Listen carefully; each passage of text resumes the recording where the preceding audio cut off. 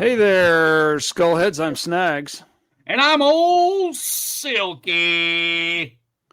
Be sure to go to snagsandsilky.com and check out all the groovy stuff we have there. And as usual, this episode may get interrupted by Silky's kid, who may pimp the website a little bit more. He likes to come in and pimp our website. But anyways, if it doesn't happen, go to snagsandsilky.com. Right. Check it out.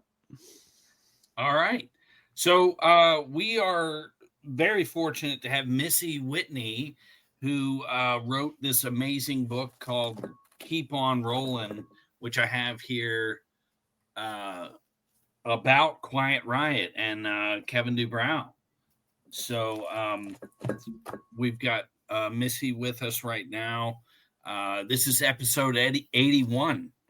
And real quick, before we bring her on, Quiet Riot was formed in 1973 by Randy Rhoads and bassist Kelly Garney, and then Kevin DuBrow and Drew Forsyth on drums. And there was a lot of infighting in the band that went on even well into the second album, which is when Kelly Garney apparently tried to shoot Kevin and was promptly replaced with Rudy Sarzo. Do you know any of that story, Missy? It's before my time, but I've heard all the same things you have. Although I have to tell you, the spirit of Kevin would tell me to correct you. It's Kevin DuBrow.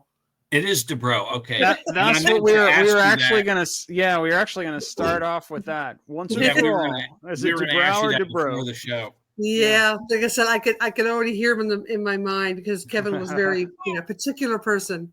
Yeah. So he comes in, and what I had read is Randy and Kelly Garney weren't too blown away by Kevin, but they went along with it vocally or something. Like they kind of took him in, kind of like David Lee Roth, where they at first they were like, well, this guy he's not an opera singer, but then he just wows them with the showmanship kind of thing. Is that what you're saying? Kevin's larger than life. I mean, his hand is bigger than my head. I mean, he's a big, tall, presence. And I mean, I'm sure he was obviously young, but as the years have gone by, man, it's very hard for anyone to sing "Come On, Feel the Noise" like he does. So it gives you an idea. And I think I had read somewhere that Kelly just, when he tried to go with the gun and was drunk, is because Kevin and Randy did end up being really great friends, if not best friends. So you had kind of a threat to his friendship. The bromance was threatened. Yeah, but they were friends later in life. Both of them lived in Vegas and went and did things. Oh, so they both have the same birthday. So Kelly Garney and him kind of patched things up. Yeah. Oh, that's good. Mm-hmm. That's good to know. I just, that was such a shocking thing. But I wanted to hear from you, Kelly. I'm sorry, Missy, about discovering the band at Star Baby. Yeah, Star Baby, the discotheque of all places. Yeah, they were a band in the Valley, but I was young and I didn't go anywhere, so I didn't have a car. And my best friend worked at a water slide, and she was old enough to work there. I was just 1 year younger, so I couldn't get a job yet. So I used to go to the water slide and just sit there and watch all the cute lifeguards. And right next door was the Star Baby, and it was a discotheque.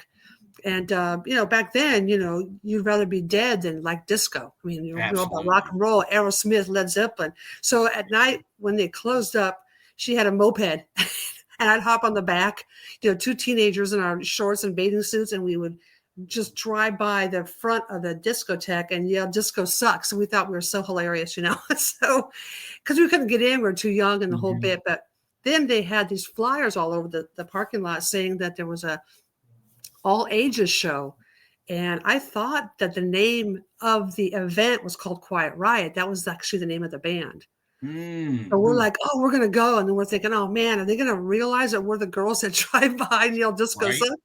And, they didn't care. Obviously they didn't know. And so, we got all dressed up and went in and that's the first time I saw Quiet Riot in August, I think 30th or something of 79. And I was 16. 79. 79. Okay. And it was tiny stage. Yeah, tiny stage. So this they would have already been had those albums out. Yeah, they did, but we didn't know anything about him at that point. Yeah. This is And just so for our audience, he's talking about Quiet Riot and Quiet Riot 2, which featured Randy Rhoads, and they were only released in Japan, correct? Yeah, that is yeah, correct. They had Yeah. him out here as an import, but you had to find him. Yeah. yeah. And so the lineup when you saw them, Kevin DuBrow, Randy Rhoads, Rudy Sarzo, who was on drums? Drew Forsythe. Drew Forsyth. Okay. Mhm. Yep. Yeah, And you know, Rudy came out, had the long hair, and the lights weren't on yet. I thought, oh, there's a girl in the band. I mean, I didn't know. right. And then when the lights came on, I saw this hairy chest and this big wooden cross and this jumper in bright yellow. I'm like, it's a guy. That's hilarious. He So was it obvious to you when you saw them that there was something different about this guitar player? Well, the thing about it is that I always kind of wonder because there's a combination of things going on. First of all, we all know Randy's great. Time has, spoken, but that's also the first live show that a 16-year-old girl ever saw. You didn't have anything to compare it to. So I just thought, this is it. This is it for me. Now, everyone had their different favorites in the band. When my girlfriends and I were there, I gravitated to Randy. I thought he was so cool.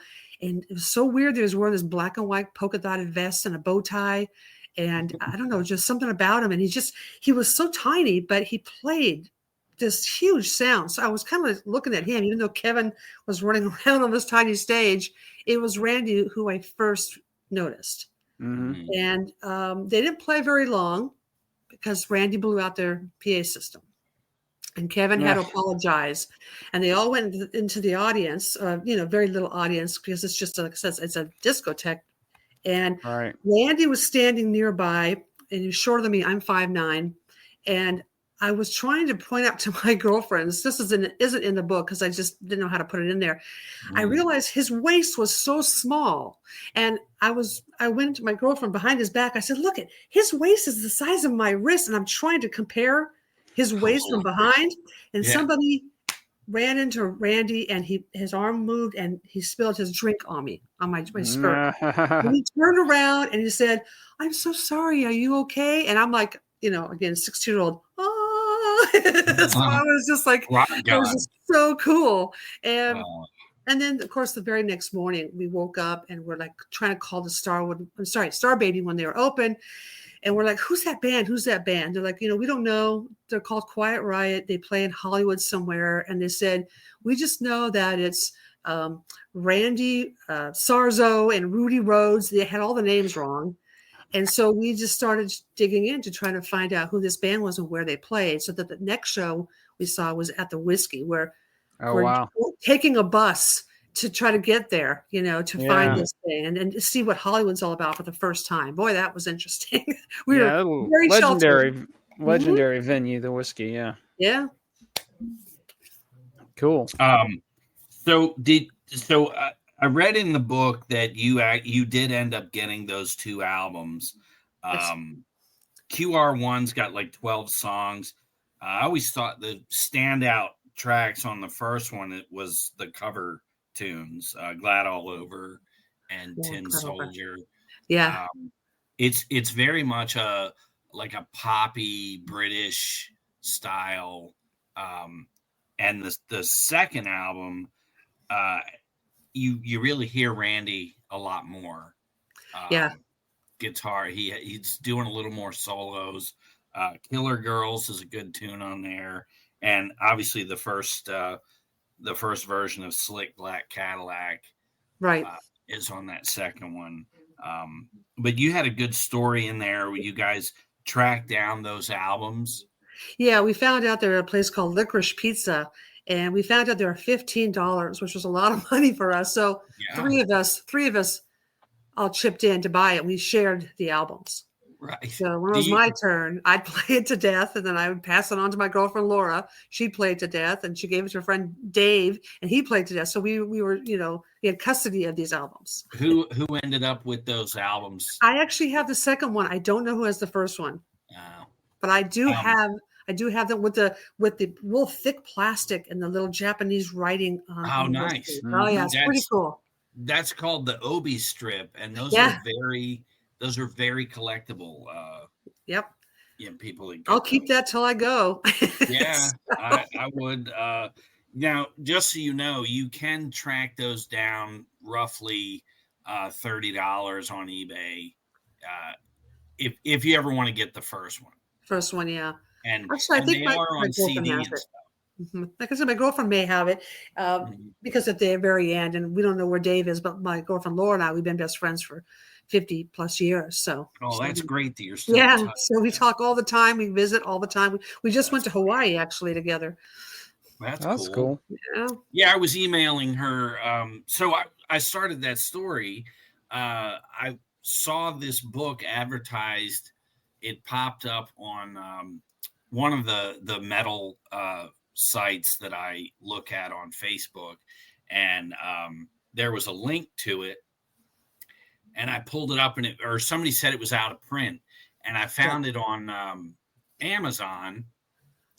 But they wanted I forget, but there somehow I clicked on the link back on Facebook and saw you, and I just I had looked through some of the pictures, and I just sent you a thing saying, hey, we do this podcast. It'd be cool to have you on, and then all our back and forth messages. So, but it's just so cool to get an author on, and this book was really. I read this in like 3 hours. That's what everyone says. They can go through it really quickly. Yeah, they pretty quickly because it's not a hard read, and it's really just about my personal relationship with them, which is, take it for what it is. It's me working with the band and with Kevin and him starting over when Randy leaves.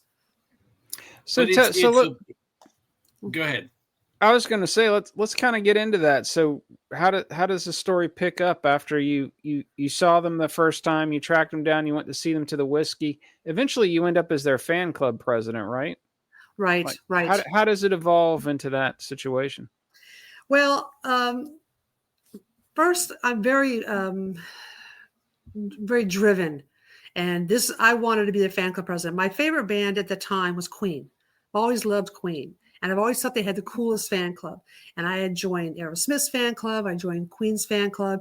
And the comparison was huge. I got this garbage from Aerosmith's fan club. And Queen had these lovely quarterly newsletter pamphlets. I still have them. And they were just so much better. So I always said, God, I'm running a fan club, promoting something that just was in my blood.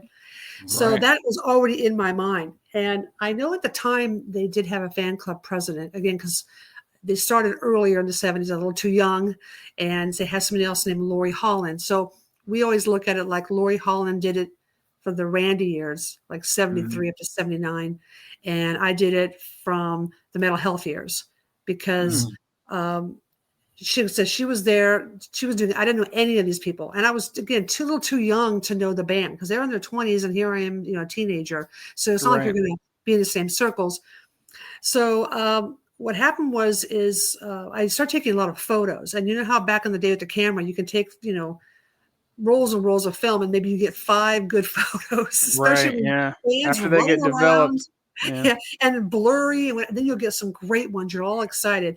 Well, I just looked up Kevin's mailing address on in the phone book, and he lived in Sherman Oaks in an apartment, like a 4-plex. And I went ahead and made copies and mailed it to him and wrote him a letter. So that's kind of how that started.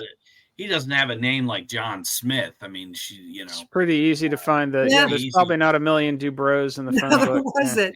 And Kevin was way into photography. So I think when she sent these photos, she channeled into unknowingly to probably passion that he had of photography. And then he had his phone number, but I was too shy to call. So I just wrote him. And I'd send more pictures. And then he finally, one day he wrote back. That's why there's letters in the book, copies of the letters. And so we became pen pals, even though we only lived a few cities away. And then one time, also I said in the book that he called me and I didn't know who it was. Some man's calling me, some adult's calling me. So he started singing Slick Black Cadillac. And I went, oh, Kevin? And he said, yeah. So that's when we started talking. He said, can I send you some discount tickets? And that kind of thing. We're going to do that. Well, on that very first phone call, I back up a little bit. On the first phone call, he had bad news. Randy was going to go with Ozzy. Mm-hmm. And I only found Kevin's address. And of course, like I said, with the Randy side of the thing, I was so excited to find this band. And now Randy's leaving and there's no more. But he said, Wow. look, because I want to start a band under my own name because I can have control over everything. And I'm going to call it DuBrow. I'm going to have someone design a logo. And I would love for you to still come check out the band. So I'm sure at that point, he went from this huge following to now he'll just take anybody because he's got to start brand new. Right. So I was in the right place at the right time, having me writing letters. So, okay, great. And we still didn't meet for a while until one time at the Starwood, my friends and I, we'd get there about 3 or 4 hours early. We'd make a whole, day of it. They'd play 2 shows a night, Friday and Saturday, sometimes Sunday. We'd get there early and we'd stand in line because we could hear the sound check. And it was like a whole adventure. And then Kevin showed up one time and he came over and says, "You must be Missy." So who was in DuBrow? What was that band's lineup? It changed a lot. At the first incarnation was Kevin, Gary Van Dyke on bass, Greg Leon guitar, and still Drew. Drew said they'd stay together. In fact, I think one of the letters talks about, we're going to get some people, etc. So he'd send me a letter and say, "Hey, now Mitch Perry is going to be on keyboards," and then he'd say, "Oh, Dave Brighton," and everyone would do. It'd be like a revolving, And I took pictures of a lot of different people and sent them to him so that he could see all the different people. But they would kind of come and go. And then, of course, Rudy, he was going to go with Ozzy. He wasn't with Quiet Riot. And eventually it ended up being where Drew Forsythe was gone, and that's when Frankie came in. So Frankie Benally played with DuBrow. He was in a band called Monarch. And then, I actually saw Monarch play. We actually went to, there was a 3-night Quiet Riot reunion show, and Randy was coming back, although Sharon Osbourne got really mad at him for doing this. But of course, still got to go. I went all 3 nights and got to see it all. And then apparently the opening band was Monarch. And so Frankie Benelli was out passing out flyers because, they've got a tiny 3-piece band. And he came over to us and said, I see you guys here for Quiet Riot every night. You're very loyal fans. Would you like to come, see us play? Or would you like some discount tickets? Right. And I already knew that the discount tickets that you brought in was for the band. I said, "Thank you. We already have some." Right. And he said, "Well, we're playing at this other place. There's this roller rink." Roller rink. So he said we'd be playing there. So I remember thinking and talking to my friends saying, it feels very weird not to be loyal to one band. You're either, this is your band camp. It's like your sports team. Yes. Or your boyfriend for all that matter, because you go million men. But we decided to go to Flippers and see Frankie play because he really was a great drummer. We were pretty blown away by him. And the 3-piece band was pretty cool. And I remember calling Kevin afterwards and saying we went and saw Monarch, and his flippant was, "What for? Why?" Right. Yeah, and I'm like, "But the drummer's fantastic." And so right soon after that, he called up and said, "Guess who's our new drummer now?" And I didn't know he was shopping, and he said Frankie Benelli. Oh, wow. Apparently, Randy had recommended him and others. Kevin didn't really go into detail, like why did Drew leave after all that time? You know what? I don't know. Kevin always kind of protected me from the inside workings of the negativity. I've heard different stories. I've heard that they didn't get along. I heard that Kevin thought he didn't play very well. Who knows? I mean, it could be a number of things, a combination of things. But all of a sudden, Frankie was in. So Frankie was part of DuBrow. He had a drum kit with DuBrow logo on it. So it wasn't like he was only in Quiet Riot. He was part of the DuBrow band. Right. And then Rudy came back, who was great friends with Frankie for many years. And when they got the deal, that's when they changed their name back to Quiet Riot. Did Rudy come back after Randy died? Is that why he came back? Yeah. Yes. I think he did. I mean, I don't want to speculate, but I've heard Rudy say a long time ago that, he's all about family. Rudy's a great guy, good soul. And I used to interact with him on Twitter when I had a Twitter account, and I just had this Twitter account for trolling other college sports teams because I was a Georgia State fan, but I started following some musicians, and he would actually respond to you. I mean, he just seemed like a really cool cat. He is. He's got this real thing about collective consciousness, and he's just got this very spiritual look. And I went to his wedding, and he and his wife are still married. So he's just he does a lot for dogs and stuff. He's Mhm. a huge animal rights activist. So he has a book called Off the Rails, Mhm.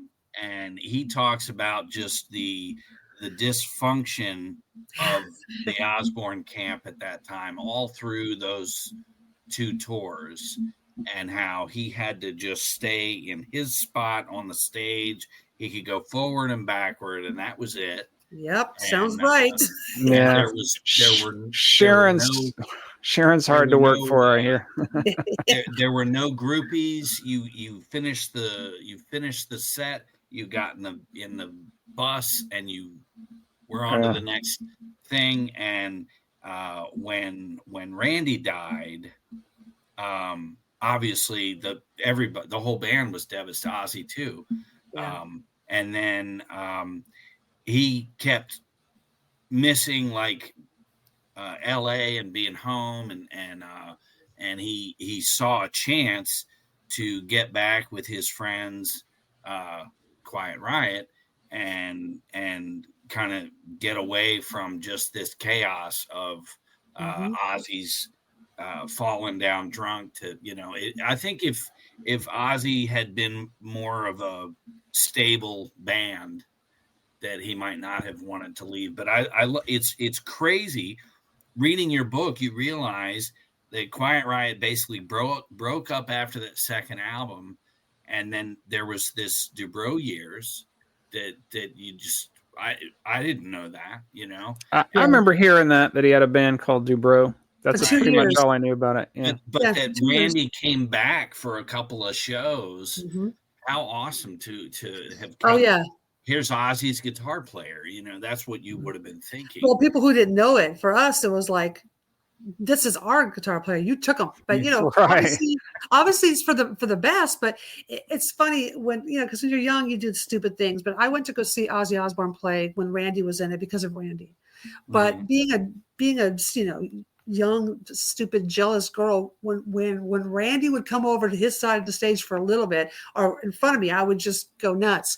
But when Ozzy came over, I literally crossed my arms and looked away like he didn't even care.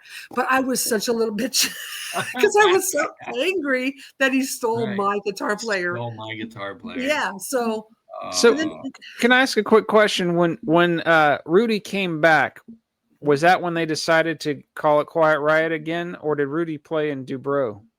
He played in DuBrow. I really don't know the exact timing because Kevin actually got the record deal as DuBrow. Yeah, the way the book is he tells her, we got a record deal. Yes, called me up and said, meet me down at the Troubadour, and he told me the great news. And they just figured Quiet Riot's a better name, obviously, than DuBrow, and they always loved that name. So but Kevin's the one who got the deal. He's the one who got the players together. It took 2 years, and like I said, I went to, as you know, like 104 shows out of 106. Only 2 of them because I was underage, and the other ones I snuck in. So can I ask 2 more follow-up questions? Yeah. What was it like when you heard about Randy dying in the accident? And then how did Carlos Cavazo come into DuBrow and or Quiet Riot? Well, the Randy situation, I had a job at a bank in an office, and I came back from lunch, and there was a bunch of messages all over my desk. All my friends were calling me. I'm thinking, what in the world is going on? So I called somebody, and they told me, and I was just in shock. Man. So I just remember being very numb, and remember up to that point. And then I remember thinking, God, Kevin must really be devastated. So my first thought was, I'm not going to just call and bug him because I'm sure everybody is. And I don't want to bombard on someone's grief. So I got a little magazine, a catalog, and I found this crystal rose, and I bought it. And I made a note saying, I know this is a really hard time for you. If you ever want to talk, you know how to reach me. And then I drove over to his little duplex, and he's on the top left. And I went up and I just put the box down and I left. But I also used to drop off Arby's sandwiches. So this was nothing uncommon for me to drop stuff off. That's what I would do. All right. And then, she worked at an Arby's. As a teenager. Give him free food. Yeah. Free food. Yeah. Just drop it off. We'd play Rush in the car. because there was no DuBrow Quiet Riot music. We play the Oh. Rush moving pictures and on a summer night and drop off food and then just take off and go home and then get a message saying, I just got the roast beef sandwiches. Thank you so much. That's But great. dropped it off. And then the very next show was about a week or two when they were going to be opening for Missing Persons, which was a really strange combination. But Kevin felt he'd get new fans. Right. And of course, at this show would be the first performance after Randy died, and the audience was just horrible. You know, they wanted Missing Persons. They didn't know who DuBrow was. And it was just, but Kevin went out there and sang his little heart out, and they did a great job. But then the very next night, I think they were playing at the Whiskey, and then his people. Right. But that was about, and then at the Whiskey, I went backstage, and Kevin waved me over and said, look, you were the only one who left me alone. So I really appreciate that. Thank you. And he thanked me for the Crystal Rose. So that's how that all kind of went down. I don't know the particulars of how Carlos got in, except for, again, the phone call. We've got Carlos from the band Snow. And we used to like Snow only for the one song, No More Booze. Everything else, and then the song called No Way to Treat a Lady. They're a ballad. And ended up, No More Booze ended up being Bang Your Head. Interesting. Oh, no way. So it's like, no more booze. Yeah. Never gonna drink some booze. No, like, no more booze. What a drag. That's what it was. No more booze. Dun, dun, what a drag. Dun, dun, dun, dun, dun. That's awesome. And Kevin said, no. Great song, bad lyrics. Right. He changed the lyrics to it. So Carlos brought that from the band Snow. And this was still DuBrow at the time. Yeah. And like I said, that was right around the time. And so after, they had the lineup, the Quiet Riot lineup that the mainstream culture knows the most existed as DuBrow. Those four guys. At the very tail end, though, it's like they got the deal pretty quickly after. Spencer Proffer was coming. Spencer Proffer really liked the music, and I have a picture of him and Spencer talking backstage in the book at the Whiskey, and so he was keeping an eye on them, and then ended up signing them. So, no, but I feel like they went with Quiet Riot almost in a tribute to Randy and just a number of things. It felt right as I was reading the book that he would go with Quiet Riot because that they had the established name. It was Randy's band, and it seemed like a gesture. It does, and I know everyone has their own opinion on this, but I can just say that I was on the telephone when Kevin said what made this harder for him was that Randy said he was sick of Ozzy and he wanted to come back, and they were going to call it Quiet Riot. I mean, we're talking within weeks of him dying. Man. Yeah. So everyone will say, no, that wasn't going to happen. Blah, blah, blah. It's like, well, you know what? Everyone can say what they want. I have a phone conversation with the guy. And I believe you because Ozzy has even said Randy was going to do one more album, maybe another tour, but he was done. He was done with that. I feel like Randy wanted to go back to school and pursue like a master's in classical guitar and stuff. So he had things he wanted to do. He's ahead of his time. Always was. Yeah. Playing wise and just his obviously, Yeah. So who knows? Maybe he would have come back to Quiet Riot. Maybe he would have not stayed long and done that instead. Who knows? Yeah, I think he might have done both, and both. Those were his friends. So I think he would have, been right there. But before we get into the mental health stuff, I wanted you to talk about sneaking into Madame Wong's West. Sneaking into Madame Wong's West. Okay, so we always knew where they were playing and everything. And Madame Wong's West was one of the shows in Westwood. And they were going to play 2 nights, 2 shows each night. And again, we go to all of them. We never leave. So we had gone the first night and we couldn't get in. We were underage. You had to be 21. And I said, look, none of us in this group drink. We promise we won't drink. And they said, you can give us a different stamp. They said, we can't because we serve alcohol here. We can't. It's nothing about, not that we don't trust you, but that's the deal. And I'm like, okay. But I was just so upset. I had missed a show. I mean, I even drove to a show that was about 2 hours away in this horrible rainstorm where I almost didn't go because it was so dangerous to drive, but I just couldn't fathom the idea of missing one show. So my sister and I, we got in the car late and literally, hydroplaned many places to get to that show where nobody was there but us. So the idea of missing a show was just like, oh man. So we went to the back of the club, and you can hear the music through the muffled door. I was just so depressed. And I knew they were playing again the next night, which made it even worse. So it wasn't even like, okay, this one time. So I just had an idea. We had never been inside.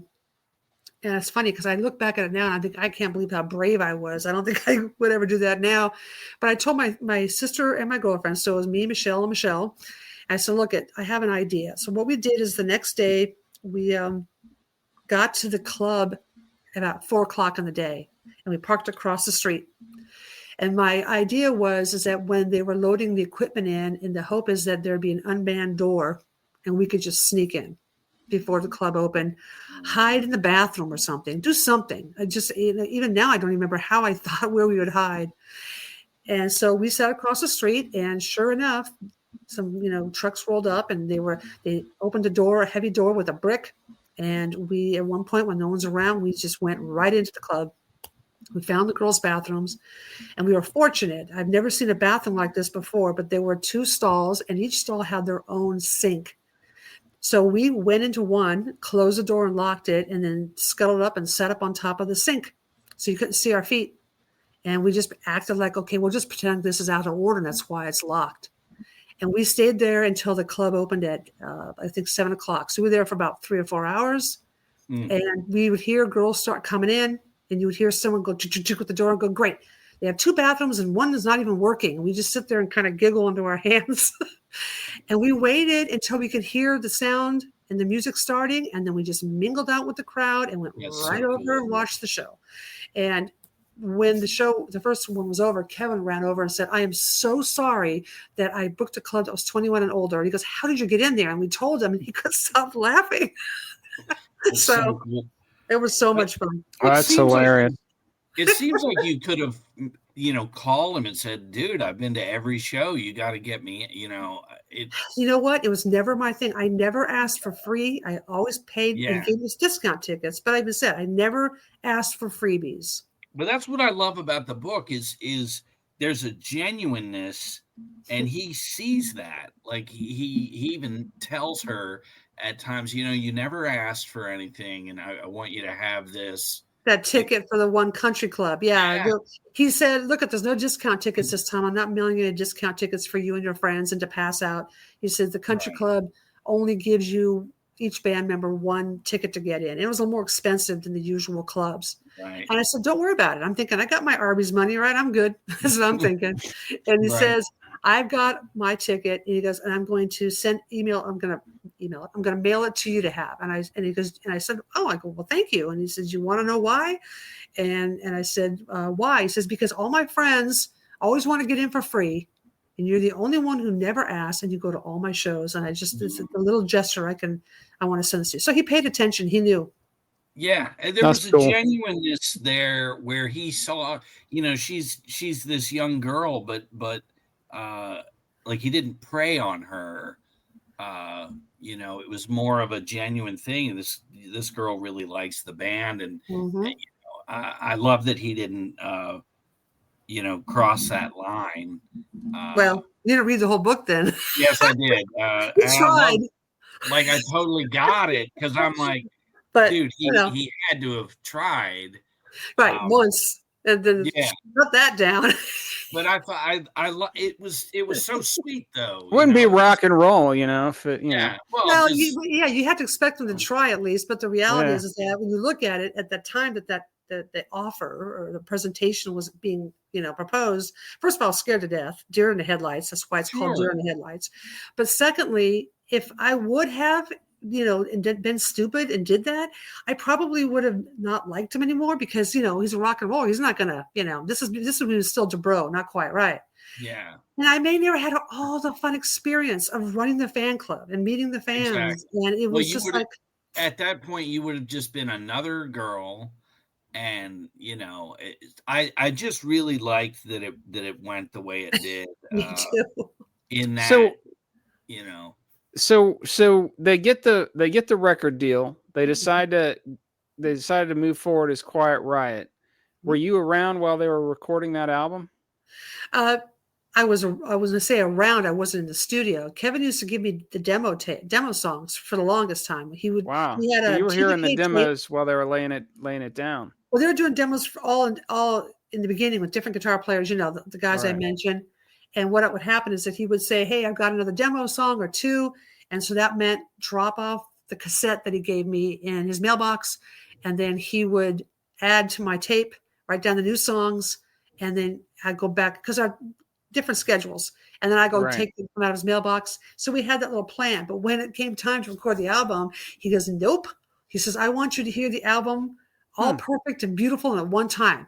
And then Right. he was it all at hearing one DuBrow songs Yeah. all through. Yeah. A lot of So them it- didn't make it. A lot of them didn't make the cut. A lot of them, some of them Yeah. changed the names of the songs and everything. So Any stories from that era, that time period when they were recording the album? Other than him not letting you hear the demos?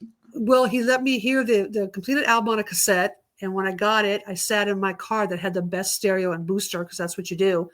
And I played it. Cranked it up to 11. Which I still do Yeah. now. I play everything. Oh yeah, you got to. Yeah. You got it. That's why Yeah. I can't handle loud sounds anymore because my ears are destroyed. But I played the whole thing, and I was first of all, when it starts off with bang your head, it's like, Yeah. oh my god, and it was so much better than the demos, quality wise. I remember playing the whole thing, and I was just in shock. And then I kept playing Mental Health over and over again because I just couldn't believe how great it was. It was a solid album for that era. I mean, what do you think? What do you think caused them to evolve from the kind of? It was almost like when I think of those first two Quiet Riot albums from the 70s, it almost felt like they're going for a Cheap Trick kind of sound, this kind of pop rock kind of thing. Mm-hmm. And then Mental Health is just balls to the wall metal. What do you think? How and why did that sound evolve, do you think? First of all, Kevin hated the production of the albums in Japan. Mm-hmm. So that was never going to happen again. Right. And I don't know what kind of advice they got for that, but that wasn't Kevin's soul. I mean, this guy loves Steve Marriott, for God's sake. That's his favorite guy. So when he was doing the demos and all that, they sounded a little poppy at first. He did the song My Girl, and he also re-recorded some of the Quiet Riot songs that didn't necessarily, of the two albums that didn't make it. Right. And I think every once in a while when he said, "I have a new song," he actually had me come over in his little studio and said, "Check out this demo." He says, and he would go off and like be super hyper, like, "This one here's what I like. I like it, a big sound. I don't want this mamby-pamby," was his favorite statement. Yeah. Mamby-pamby sound, because that's not what I'm about. It was an anthem album. It was more in the spirit of Slade, I think. That big kind of anthem sound. And he sounds a lot like a Naughty Holder. So he's got that sound. Yeah. But he wanted to have like I said, even though the players came around and even though Randy wanted to come back and Rudy was coming back, the songs that were on those albums, with the exception of the covers that, the management said, "Hey, you really should do this. This is a great fit for you," which ended up being correct. The bottom line is that Kevin really is the one who made the direction of what the band that was popular. It wasn't like Randy came back, Rudy came back. They brought cred from being an Aussie. And now everyone knows him. Kevin got the deal on his own. And so that was pretty much the sound he was looking for. Yeah. And it worked. Well, in LA at the time, now you're talking 82, LA was all, metal was everywhere. Oh, yeah. Yeah, because I was just like Odin, Rat, Motley Crue, and everything else. I mean, I saw the very first Motley Crue show. Yeah. Wow. Did you go to Odin? Very did first you check one. them out? Odin? I'm sorry? Did you check Odin out? No, I don't. I know who they were, but no. I mean, most of the bands we saw were bands that were opening for Kevin. So let's circle back around to the fact that she just told us she saw the very first Motley Crue show. Let's talk about that. Tell us about that. Okay. Well, first of all, I know they did a movie about it. The Dirt. Yeah. And I thought it was hilarious in the very beginning because they talk about how they played their first show and everyone broke out in a fight because they were just too cool or different. Right. Not so much. I was there, and My thought, I mean, don't get me wrong. I thought they were kind of fun. In fact, at one point I used to have their very first the little mini LP they did. And it reminds me of that time.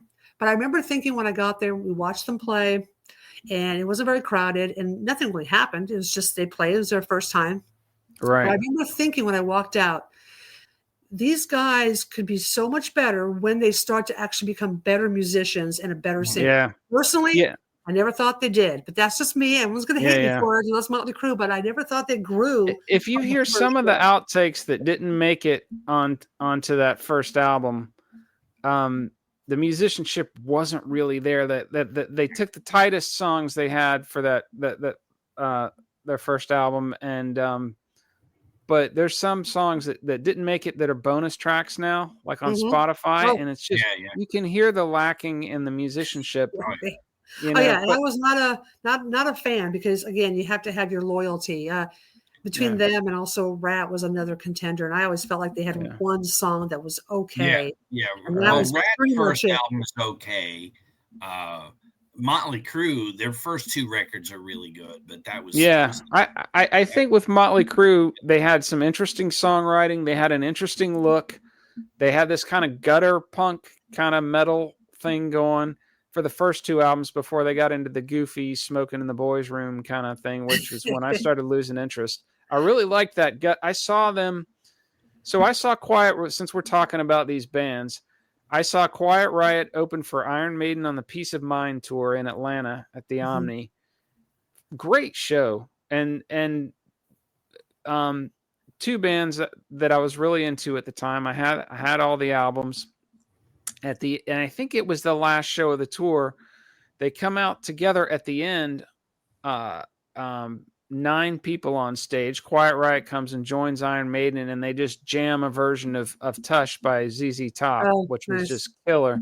Great way to end the show. I think it might have been because it was the last show of the tour. I'm not 100% sure.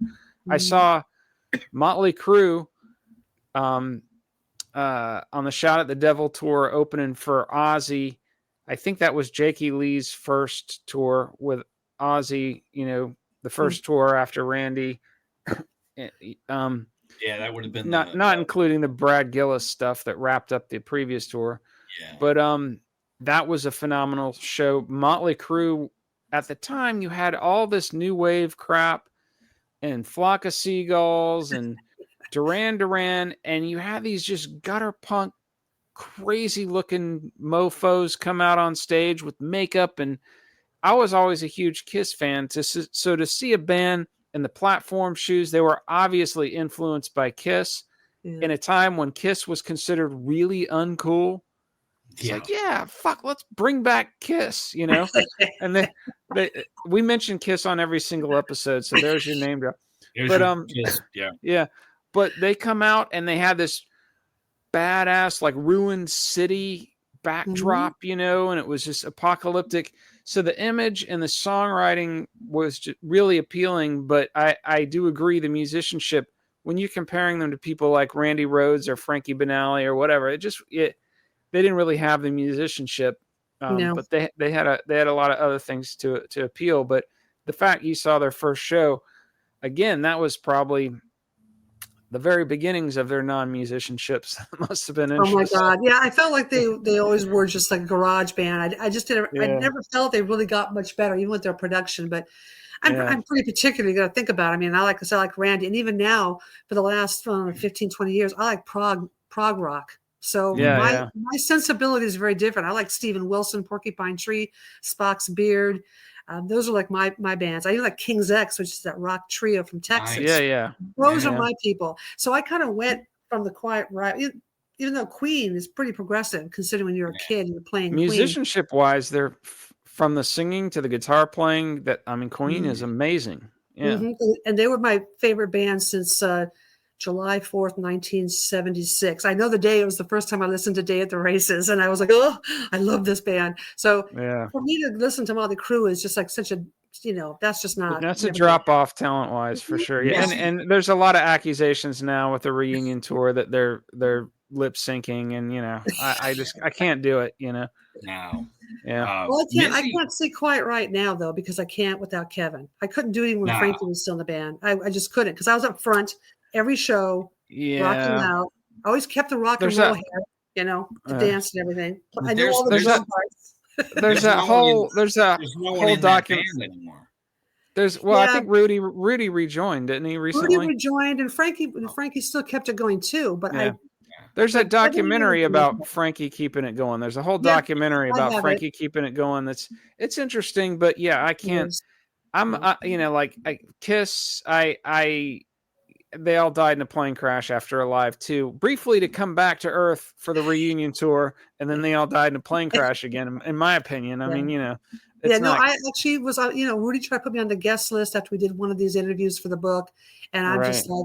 like, I would go there. I probably would cry, even though it's been a long time since Yeah, Kevin has passed, sure. because if I hear it and he's not standing in front, even thinking about it can get me teary eyed because it's like I Yeah, spent sure. 2 years, 104 shows, and he was the guy in front. And You know exactly how many shows you went to? That's wild. yeah, I used Yeah. to, in fact, at the very back of the book, you see my handwritten, I wrote down every show, who they Right. played with, and what the club was. And that I saved all of that. So I knew 104, I only missed 2 at that first night. So out of 160 Yeah. road shows, I won. Yeah. And the book is so good because you realize Missy was there. These were like golden that time. She was there when the Runaways were coming up. I mean, it was all right there in LA. Yeah. All the And there was a bands. whole, and we're gonna probably do an episode about this down the line, but there's also a whole parallel kind of LA punk scene with the Germs and X and the Weirdos. Yeah. I mean, LA had a lot going on music wise. That was Yeah, the and right she time was to be right there. Yeah. Mhm. It's I go next door to the rock and roll. You kind of skitter past the punk circus because they kind of intimidate. scary, sure. No, but You're like, reading your book, I was thinking about some girl going to the cavern to see the Beatles all the time, and the Beatles were her band. Yeah. And then they go off, and it was, to me, I drew that parallel. It was the same kind of thing. So what was it like for you personally? They record this album, you listen to it in your car, it blows you away, and then not too long after that, they're on the cover of Hit Parader and Circus Magazine, and they're touring with Iron Maiden and all this. What was that like for you? Did you lose touch, or were you getting backstage passes to the arena shows? They asked her. Well, first of all, it was great that they got it, but when your life for 2 years is going to see DuBrow, now all of a sudden they're gone. That was pretty tough. So it was like this great, they got it. Now everyone knows how great they are. And and when Kevin told me in the book, he said, you're going to run a fan club. So on the back of the Mental Health album, not only do I get thanked, which I thought was wonderful, and then it says fan club, I called it the Quiet Riot Squad fan club, and Missy Whitney. And then they had a post office box or a private box set up in Burbank out here. So I'd go collect the mail, and it was fun to watch it go from, a few letters, because they were opening for ZZ Top, they're opening for everybody. And then at one point, my sister would just bring like my mom's big robe, and she'd put it on, and she'd lift it up, and I'd dump the mail. And the mailbox owner said, look, I got a whole bunch in the back. So just when you unlock and come on in, just go in the back. I'll mark the bags for you. So we would just dump these. Damn, it's like trash bags full of mail, basically. We would just be so excited, and we'd race back, playing our Quiet Riot all the way back to the house. And I lived at home at the time, and so I'd open up all the mail and in my bedroom, and then I'd give them to my sister, and she would take these cards and type their addresses and everything up. I don't know why, we were just kind of smart to do that. She's a couple years younger than me, so she typed them up, and then she would take the letters and she would kind of say, all right, I think this person probably needs a response more than just these forms we had the guys fill out. We had them fill out these forms, your favorite foods, your favorite whatever, and they're in the book as well, the original forms they filled out. And so we would send them that or answer the questions using that information. And then, we'd send it off and everything. So it was great, but the hard part is that the fan letters kept saying, oh, they're my favorite band, I love them. And then you start seeing, oh, and I saw them here and here, I'm their number one fan. Then I started getting pissed off. No, You're like, I'm the number one fan. the number one fan. And, Right. and it just was, but again, Did you John, write them back and say, did you see them when they were called DuBrow with Nope. Drew Forsythe on drum? No, you didn't. So I was know your place. always kind. It's like almost like I had two faces. It was one where I was like, I was excited. I would respond to them. Right. And it was great. And then the other side was that sadness. Yeah, that I feeling couldn't kind of get. left out.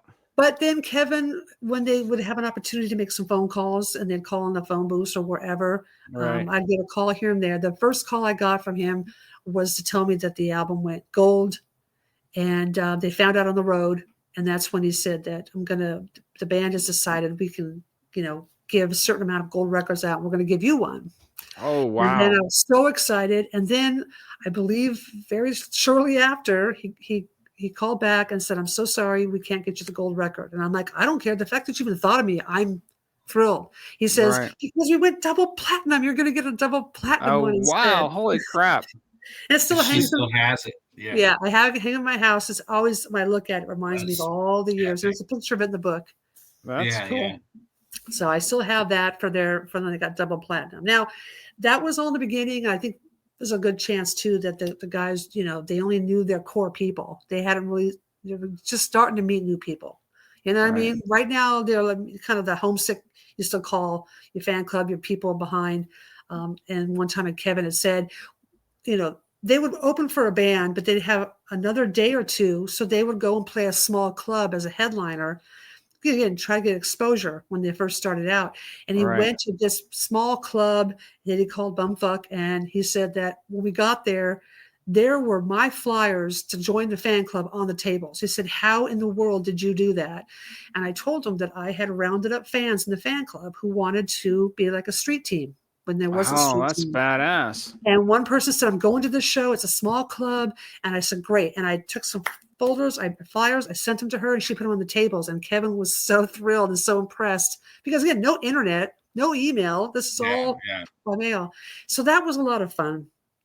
And then as time went on, you hear less and less. But when he was home, it would be like, you want to come see my new house, jacuzzi club up in the Hollywood Hills. And I have pictures in the book of him sitting next to his jacuzzi tub inside the house. And that's cool. So, a housewarming party, that sort of stuff. So there was Right. stuff for a while, but then when they start getting girlfriends and whatnot, and not only that, but I did my part. I wanted to get them signed and become huge. So there's really not so much for me to do anymore. Right. Warren Etner, was a great guy. I really liked him a lot working with him. He still wanted me. He said that, well, in the book, it does talk about the fact that I said, look, the fans are asking for fan club packages. And they want to know if they can pay some money. I said, I have some ideas, guitar pick and bumper sticker and all this stuff. Right. And again, I'm thinking, Queen has a great fan club. Aerosmith did not. I want to make a cool one. So here I've got this opportunity. So I told him, I said, look, they really want it. I said, I want to do this. I want to do a budget. I want to figure it out. Right. And he said, okay. He says, but I tell you what, he says, come back to me in a month. And if you get like 100 people who are interested, he goes, I don't think that you will, because you're going to charge $10. I don't think anyone's going to do that. Right. He didn't read the letters like I did. He said, we'll open up an account and we'll deposit checks and we will get the merchandise made and we will do the next level. I said, challenge accepted. And so I put something together. It had the, Quiet Riot metal mask on the Uncle Sam poster. It says Quiet Riot wants you. Oh, that's cool. I got the poster from a store where they, sign you up for the service. I said, oh, can I have a poster? My brother's going into the service. Lie. I just wanted it to superimpose the mask because I had that image in my head. And so we did that, sent them out, and oh my God, the response is overwhelming. So a month happened. I made my appointment with Warren, got to his place, sat down, and he was on the phone. I'm just sitting there going, come on, get off the phone. How many people, he said if you get 100 signed up, he'd do it. How many people did you have signed up by the time you met? 400. Wow. In 1 month. And he sat there and I gave him the checks in an envelope and then on his desk. And he's flicking through. Oh my God. And they're all the Quiet Riot squad because we had no bank account. Right. Yeah, that's $4,000. That's a low. I know for back then. Yeah. And they're still coming in. That was just the first month. And I'm so excited. So he said, all right, I got to do some thinking here. And now the band's taken off, and now I'm bringing him a new problem. Right. So that's when the fan club started to pretty much die. He hired a company called Fan Club International, and he said to me, they're going to do the heavy lifting. They're going to make the merchandise show. I had some samples that I had someone do, and they're going to do that, and they're going to do the newsletters, but I want you to write them, and then they're going to send them out. So it sounded great. I mean, I was on track to kind of work with these guys for a while. Were they going to pay you? Were they going to pay you like a salary? Or? You know what? He didn't say, and I never asked, just like I did the whole time. Yeah, everything was a labor of love. I mean, see, and that could have been a job eventually, like your first job. But well, so tell us what happened. It sounded like it was going to be great. Then what happened? Well, then what happened was that I heard nothing for a long time, and then a letter was sent. I was on the list apparently. First of all, I turned over all the cards with the addresses on there. Right. And they were grateful that I had all that, stacks of cards, and plus all the membership packages with the checks and everything. And then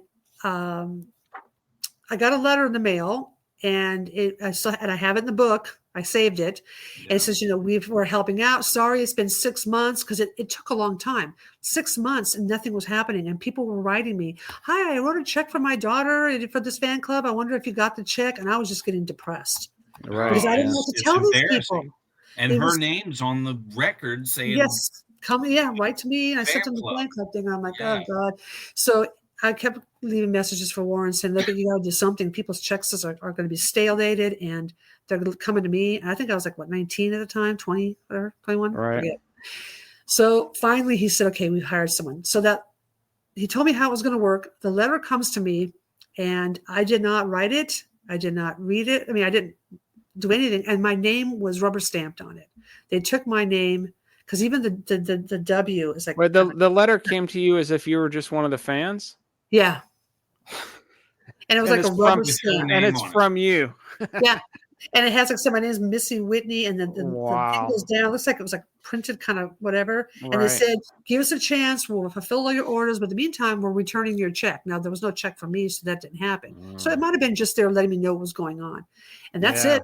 That's it. Never, everything ever again. Wow. And I just wonder if any of those fans ever got anything other than giving them their money back. Doesn't sound like it. It sounds like that was their way of ending it. Yeah. While trying to pretend like they're keeping the options open. Tour merchandise, and that's it. But the thing is that nobody ever said, hey, we decided just to give it up and not do it. Even Warren didn't tell me. I don't hold it against him. I mean, I'm just not that kind of person. I don't want to ruin my memories. You know what I mean? I've read enough rock bios and Hollywood bios with similar kinds of stories where that's just in that town. That's how people get blown off. Hey, we'll do lunch. Yeah, you have your people call my people. Yeah. See ya. Yeah. I did, one of my main jobs, most of my career, I spent working for CAA, a top talent agency. That's where I was in finance. That's where I spent. I'll bet you saw all kinds of stuff. Well, the thing about it is that it's funny. Everyone thinks, oh, CAA, the stars and the hobnob. I was in finance. I like numbers. I'm very zen. Right. And so for me, it was just like, I don't even care. I mean, to me, it's just not even interesting, because I don't get easily starstruck. In fact, my business now is my own business, WhitneyBookkeeping.com. I actually do bookkeeping for small artists, musicians, and small businesses, because I did that with Kevin. I mean, not necessarily financially, but I was very good with that. And in fact, I'm kind of working with, I have worked with his, one of his cousins. She needed me some help with some stuff and kind of helping Kevin's mom. And it was just like a full circle. That's great. So that was pretty cool. I did that project for her earlier this year, and I met her while I was making the book. But you're doing accounting and all that, helping somebody run their business. Yeah, it's on the QuickBooks. I help run the bank statements and do all that. And it's great because, you get certified in a program. And I have all those years in finance at the talent agency. And then with I love creative people. And not all people are good with their books, and creative people are notoriously not good with their books. Usually. I'm for some reason very good at it. That's where Kevin and I had a real good connection. We'll drop that link on the ClickPit. We always, for every episode, we have a relevant link, so we'll put WhitneyBookkeeping.com in there just in case. In case you never know. Don't But come to me if you have no money. No starting Yeah. positions. So she went. You got to have some money for her to account for. Yeah, exactly. Missy has a great Us Fest Yeah. adventure. Oh, let's hear the Us Festival story. It's funny. Everyone has these stories in their books, and they talk about, oh, I went with a band and I drank and this and that. They don't have the stories I have, which are just completely not like that. They're just odd. Well, this was the first time they've been back locally. They're going to be back in town again, and it's because I guess I forget who dropped out of the Us Festival, the 3 days. Oh, so Joe Walsh. That's who dropped out. I mean, I wrote it in the book, but For some reason, Joe Walsh was going to open the heavy metal day. Yeah, that's odd. Somebody know, went, right? yeah, that's probably not gonna go down. And so Walsh was like, yeah, screw that. And I think someone else canceled. I don't think Motley Crue and I think Motley Crue and Quiet Riot were last minute inserts. I don't recall Motley Crue being in there. I mean, oh, they were there. They played the metal day. Yeah, it goes to show you how much I care about. Yeah. But what's funny is there's a poster. The landmark performance from that day was Van Halen. Just there's a fire poster for Metal Day, and on that poster it lists somebody, but it was Motley Crue instead of whoever. Oh, okay. And then Quiet Riot as well. Or maybe one of them's on the poster, but one of them's not. So tell us your Us Festival story. Oh, it's really kind of silly, but so they got tapped for it. They were on tour, so they were going to fly to San Bernardino out here, California, and do it with no sleep. So that was what was going on. I don't even remember how I heard about it. Be honest with you. So I thought, God, I haven't seen them in ages. I'm gonna go. I hate festivals. I hate people. So I think I'm gonna have to figure this out. So some friends of mine, we were all gonna go down the night before and park in this big, massive dirt parking lot. Apparently, shuttles were gonna come and take us. We had no tickets because it was kind of last minute, obviously. So we drove there, and it gets pretty hot in San Bernardino, and I couldn't sleep because everyone's out partying, and I don't party, and I just wanted to go to bed. I couldn't, so I was grumpy. The next morning comes, we're like, okay, let's just hope and get some tickets. Let's go. No shuttles came. So all the people in this parking lot were stranded, not knowing what to do. And so some people started saying, well, let's just start walking. Maybe we can figure this out. So everyone was caravanning to where the entrance of this festival was going to be. And I mean, I had got this like fake doctor jacket, like a long lab coat, and I wrote in red ink mental health, like I'm a crazy person. All right. And, I had this all my fun stuff, and we're walking, which seemed like forever. I don't even know how long it was. By the time we finally got to the entrance, we turned a corner, and it was a sea of ants. There were so many people. I mean, oh wow, massive heads. I almost couldn't even believe what I was looking at. And I thought, and I was tired. I was hungry. I was like pissed and no sleep. I said, that's it. I'm done. And I turn around, and my sister goes, I got to go with my sister. And the other guy in the group go, whoa, wait. I go, you figure it out. If you don't want to go back, you're on your own. We turn around, and we started walking back. And there's people still in cars, like, oh, why are we going the wrong way, honey? I'm like, no, you deal with this mess. I'm out. So we walked back. I mean, I took the jacket off. It was hot. I was holding it. The ink from the mental health was smearing on my arm. I threw it in the trash can. It was just like, I just want to get out of here. Right. So I want to get to the parking lot. We can't find our car. So we're walking around, my sister and I, trying to find my car in this massive parking lot. And every 10 minutes, my sister would plop down on the ground and cry. And she'd get up, and we'd keep looking. And eventually we found the car. And just as we got into our car, full of dirt and everything, this guy comes up, no shirt, completely out of his mind, drunk. Hey, my friends left me. Can you give me a ride home? And I was just like, get in. I was so irritated. And he was 2 hours opposite of where I lived. Oh, man. We're driving. He falls asleep in the back, and my sister and I are like driving. And we get him to his house, and he gets out of the car. He said, look, at my friends left me. They abandoned me, so I'm going to give you their cassette. And it was the brand new Def Leppard. Oh, Pyromania? Pyromania. Yeah. And I'm like, I'll take it, because he had no gas money. I'll take it. All right. Listened to Pyromania all the way home. with no jewel case and anything. And got home, had a couple spoonfuls of peanut butter, and went to bed. I was so freaking tired. And it wasn't until later that Kevin called and said, we got told about it. We got whisked on the plane because I tried to get a hold of someone to get you on the guest list. I don't think it ever got to them. I said, hey, no worries. I never told him the story. Even he's been passed. He's never known that story. I didn't tell him what hell it was. And it turns out that when we got there and I saw those people, they had already played. They played at 11 o'clock. Yeah, they played at 11 o'clock. So we got there at noon by the time we found them. You would have been there waiting for them to come on. They never would have come on. Yeah. So I'm glad I got, grumpy and pissed off and went home. But I still have the parking ticket in the book, copy of the parking ticket. Yeah. And then Mark gave me a lot of photos from it because that's where he first saw Quiet Riot, and that's the one who helped me put this book together.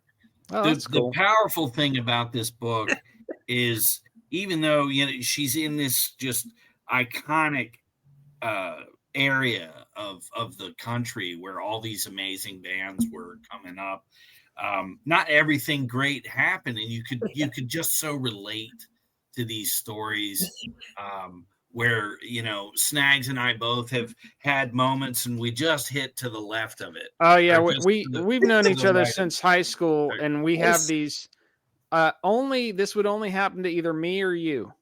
Yeah. It's usually something lame, you think something awesome is going to happen, and then it turns out the other way. And, that's like with the first time going to the whiskey, my girlfriend and I wore tank tops and these little cotton pants. I wore, I think, a black and white tank top. That was all the rage. She wore a red and white one.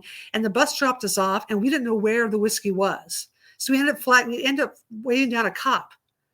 And we told them we're looking for the whiskey a go-go, and it's just called the whiskey, and they were laughing. They said, hop in, you're several miles from it. And they drove us over to the whiskey, but they dropped us off down the block, and they said, we're going to let you out here. It's right over there. And they said, he said, we don't want them to think you're narcs. And they laughed. They knew it was that's hilarious, ridiculous. But in the book, I'm waiting to hear that they thought you guys were hookers or something. No, we were like waving them down, like, hi, we're looking for the whiskey a go-go, So she was 17, I was 16. Yeah. But I was like reading it like, oh no, they're gonna get arrested for no, we're always very unscathed. We never got in any kind of trouble. We did a lot of stupid stuff when we were like around 20 years old. The Stones come to town on the Steel Wheels tour, and we found out that they were staying at the Ritz-Carlton in Buckhead. We both kind of knew people who worked at record stores and stuff or whatever. Inside rumor is they're staying at the Ritz-Carlton in Buckhead, which is a swanky area town in Atlanta. We go up there, and we literally went up to the reception desk, and Chuck Leavell was the keyboard player. He used to play with the Allman Brothers. He's a keyboard player for the Stones. He still is, actually. Yeah. And so we figured, he's American. It'll make more sense. So we went up there, and we're like, yeah, I'm Skeeter, and this is Bert Leavell. We're Chuck Leavell's nephews. Can you tell us where the Stones are, which room the Stones are staying? Just stupid shit like that. And we're acting like the limo left us and we just got there. And yeah, I mean, Uncle just thinking Chuck is going to be really pissed off. We took the bus all the way to Buckhead thinking that was going to work. Well, see, that's your Madam West Wong story. It's the same. Yeah, right. You have all these balls. Right. The thing I thought about with the Madam West thing is the Masquerade is this nightclub in Atlanta, and Zakk Wylde had left Ozzy, and he had a band called Pride and Glory, and me and a buddy went to the Masquerade. We were going to sneak in or just try to meet them before the show, and the front of the Masquerade has this huge wrought iron stairs that goes up to the back of the stage, and the door's wide open, and these guys had hauled this huge cooler, like an igloo cooler, like massive though, and they got like halfway up and they set it down and they went inside, And so me and my buddy, we both had long hair and looked just like the other guys. So we run up and grab this cooler and walk in. And like you're supposed to be taking the cooler in. That was yeah. That's great. So we walk in, and Zach Wilde is in the hallway, just doing his guitar, and I'm like, "Hey man, where do you want this?" He goes, "Oh yeah, that's mine, right in there." And we go into the little dressing room, and we set it down. He's like, "Thanks, brother," and he reaches in and grabs a beer. And then hands me and the other guy, my buddy, that's awesome, beers, and we're like, "Cheers, man!" And God, that's heavy as hell. And he's like, "Thanks, man." And we go. We didn't want to stay in there and get busted, so we go out. The only way it was either go past Zach or go the other way. So we went the other way. Well, we go out. Now we're on the stage. And people are coming in, and we're like, "Oh Jesus Christ, we're gonna get."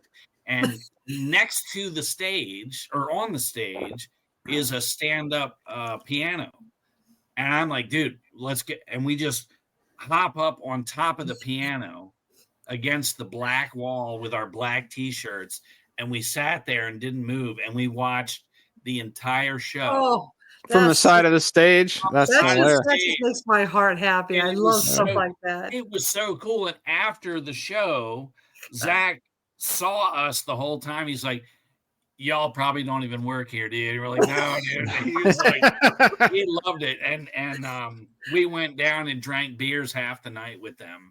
Yes, I mean, I think cool. most of the time, people don't mind if you find some creative way to get in, as long as you don't annoy them or become obnoxious. Yeah. They actually appreciate it. Like I said, I never drank, so I was never obnoxious and wasn't a groupie, so that wasn't my bag. So no, and I think that's where you had Kevin's respect. Is even though at least he tried, because that's just nature, you know. It didn't help that I was, a young gal. I was 19, and everyone in the group that goes to the club were all skinny. So I decided to even though I was not heavy, I decided to get skinny. There's a difference. Mm-hmm. And like I said, I for 3 months I ate a scoop of cottage cheese, a Seago drink, which is a big popular diet drink, and a hot dog. I ate that for 3 months solid. And then the Seago drinks for the breakfast and lunch. I got really thin, and we used to go there. My sister and myself would go over to his apartment, and we'd watch, he'd put on like some Quiet Riot videos or just watch TV and talk about stuff and just hang out. That's awesome. It was all DuBrow days. And so when I showed up one time, he didn't sit there and go hubba hubba. He just said, "Oh, wow, you lost a lot of weight." I said, and I was wearing a bathing suit top and some pants because it's freaking hot, we was in the desert. And he said, "My mom's always looking for diets. What'd you do?" And I told him what the diet was. But that was the night that he's like, and my sister's in the freaking living room. I'm like, "Yeah, right." Yeah, there's a lot of And he has this goofy water bed. And I'm like sitting on the edge of the wood going, "I got to get out of here," And he's trying to be all suave. And it was just hilarious. So awkward. But the good news is he never did that again. It was, I think he tried once, but he wasn't going to push it. So yeah, well, it's respectful, gave it a shot and then moved on. Yes. And that's, at least he tried. But at least he tried. Throughout the book, though, it's just a very sweet story, and it comes off so genuine. And we've said this in other episodes. Music at that time, these bands weren't just bands; they were everything. They were the reason we lived. And as we get older, a lot of these bands are fading or died or what. It's just, it's bittersweet to be 53 and you look back and you're just like, oh my God, it's all coming. Never thought it would end either. Never thought it would end. I just thought we'd keep going. Of course, the big marker for us was Lemmy. When Lemmy went, there's a before and after Lemmy era in human history. But every couple of years, we're texting each other an article. There goes another one. And after we all die, Keith will be texting his friends about. Keith Richards will be texting his friends about us all dying, because he'll still be around. But the guy's got magic, man. Everybody else, I know. That's what I mean. When I wrote the book, it was very difficult at times because I would go look at some videos to refresh my memory. I mean, even though I didn't do drugs, for some reason, my memories are more about impressions and and the certain stories I'd tell certain people. And they said, you got to write that stuff down. And I tried a couple of times. So I was talking to a tape recorder, and I talked in a tape recorder, and then I gave it up. But if it wasn't for COVID, as much as no one wants COVID, it by May of that year of us being on lockdown, I was walking around, and somebody was posting albums that you felt were important in your life, and I was posting one every week, thinking of different albums, the Queen album, this and that. And then I thought, okay, now it's time for me to put the Quiet Riot album up and post about it. I said, you know what? A Facebook post is not going to cover it. And I thought, this was my whole life at that time. This was my teenage years. So at that moment, as I'm on my walk, I said, you know what? Now that I'm decompressed from working all the time, I will go ahead and I promised myself I would write this book. And I actually wrote it in 3 months. I worked on it every day. And I was looking up videos, pulling up my memorabilia. And, my boyfriend said, look, don't try to put in order. It's going to stop you. Just put down your memories, and you can always change them around. And that's why you'll see, rearrange them all. And I was actually only going to do an ebook just for my friends. It wasn't going to be really anything. I just wanted those things to jog my memory. But early on, I thought, well, I need an ebook cover. And that's when I started looking around, and I saw this cover that I thought, oh my God, Kevin's the farthest thing from an angel. And here he is sitting like an angel on the cover of the book. And I said, okay, I don't know who this guy is who took it, but maybe I can try to buy the photo from him for the cover. And when I reached out to him, he just really wasn't acknowledging how much it would cost, because, I don't know if you guys know Mark Weiss's, but he took all the photos in the 80s. I mean, he did the Slippery When Wet album cover. He's great friends with Dee Snider, and he's like the man. And he's in New Jersey. So finally he says, can we talk about it? And so I spoke to him, and he told me, I love Kevin. I stayed at his house. When he's out of town, he let me stay in his house, and I saw him at the US Festival. And I just, he was like really excited about the project. And so we decided to go ahead and do it together. And he said, I don't think an ebook, I think, why don't we actually do a book? And that's kind of how it started. And he had more photos to contribute to the book then? Yeah. So if you look in the back, there's a list of who donated what. And you can see how the band evolves. It's got my photos in the beginning. And they're good. They're the good ones, him close up and on the stage and all that, in different outfits. But then all of a sudden you see the band get bigger, and the audiences get bigger, and all that. So it ended up making a much more interesting story. The picture of Frankie, how pictures are all over the internet. You can find the same pictures over and over and over again. Even Mark's pictures are all over the place. Mm-hmm. But in the book, I talk about when Frankie died in August. Yeah. And I didn't want to use any picture that was floating around on the internet. And my girlfriend, Michelle Matz, who was a photographer back then and who donated a lot of photos in there as well. And she doesn't do anything with her. She doesn't have books out, so they weren't all over the place. But that one picture of Frankie, it's a black and white photo, and he's just kind of sitting there as drum set, and it was from DuBrow days. I said, that's the photo I want to accompany the day. Is it that one? Yeah, that Frankie died. So that photo is not all over the internet. It's only in my book. And it's a great picture. It's beautiful. I said, that's the one I wanted to use. So this is an audio only podcast. So you want to see that photo, you cats got to get the book. You got to buy the book. We're going to be linking the book from snagsandsilky.com. You got to buy the book, bitches. Yeah. And like I said, I prefer if they would just send me an email to keep on rolling, because I just go through PayPal. Mark has some too, but I know he's overwhelmed with his own book, Decade That Rocked. So I try to pick up the slack, and then sometimes you go through me. I'll just sign the book too. So, if they want the signed version, what's the email address? I gave it to you. Email address that we sent you the link on. Yeah. No. I think it's a Keep On Rolling one. Yeah, it's a different one. I might have it here, but let's say it on. She's Quiet Riot does a second album after Mental Health Condition Critical. Hold on, before we get into that, since we're talking about the email address, I found it. He texted it to me the other day. So if you guys want a signed copy of the book, or unsigned, doesn't have to be signed. Or unsigned, right? But you get in the special, email keeponrollin2021@gmail.com. Keep Yeah. on, and it's rolling with an N, not rolling with a G. Right. So And keep I on. should mention that Keep On Rollin', which is the name of the book, is because that was the original name of the song that ended up being Party All Night. Yeah. There you go. What's And I like funny? Keep On Rollin' is my favorite song of his, of the demos. That and Mhm. Anytime You Want Me are my two favorite of the songs. But they changed the Party All Night and they changed the lyrics. But I like the original. I still have the demo. Suck it. So keep What's funny? keep on rolling 2021 at gmail.com if you want to get the book signed or unsigned from her. We'll still put the Amazon link up too if for whatever reason you want to get it on Amazon. That will go through Mark. And like I said, I have books here at the house, and they actually send me more books because when I get low, they send me some more. So that's great. It's such a heartfelt book from a time that music was still pure and everything. I just that album, Metal Health, you could slough it off as just a metal album, but it was the first one to go number one. I feel like so many bands. It mainstreamed heavy metal in a lot of ways. I remember the news stories were all saying that.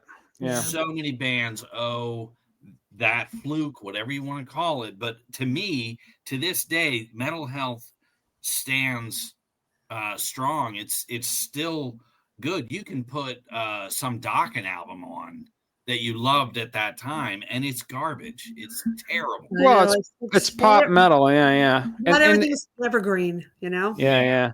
But what I wanted to tell you, so Party All Night was like your favorite song, or Keep On Rolling. What's funny is back in the day, 1984, you'd go over to your buddy's house and play Atari or whatever, and we're doing what kids do, hanging out, playing somebody's tape, and this kid's mom is in the room, but we didn't, how kids are just in their own world. And this kid's mom says, "Why does he want to potty all night?"